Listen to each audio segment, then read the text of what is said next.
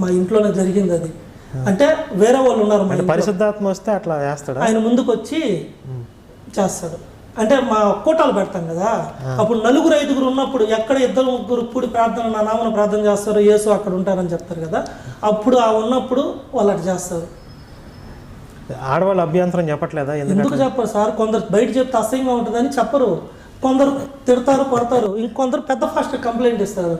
పెద్ద ఫాస్ట్ ఏమంటాడు, నేను మాట్లాడతలేమ్మా, పొరపాటున ఏదో తగులుంటుందిలేమ్మా. అదేంటి పొరపాటు? పరిశుద్ధాత్మ వస్తే ఈయన ఏం చేస్తాడు పాపం? అదే ఆయన చెప్పేది, దాన్నే వాళ్ళు పొరపాటు అంటారు. పొరపాటు అని చెప్పేసారు వాళ్ళు. ప్రతి ఒక్కరు వాళ్ళకి నమ్మకం లేదా ఈయన పరిశుద్ధాత్మ వచ్చిందని?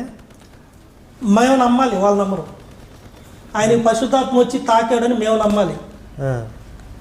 కానీ ఆమె బాధపడుతున్నా, నువ్వు పరిశుద్ధాత్మ నన్ను దాకా మగవాళ్ళు, నన్ను దాకా మగవాళ్ళు రాడు. ఆడవాళ్ళు ఉన్నప్పుడే ఆ పరిశుద్ధాత్మ వచ్చినప్పుడే ఇట్ట ఇట్ట ఆడికి ఇది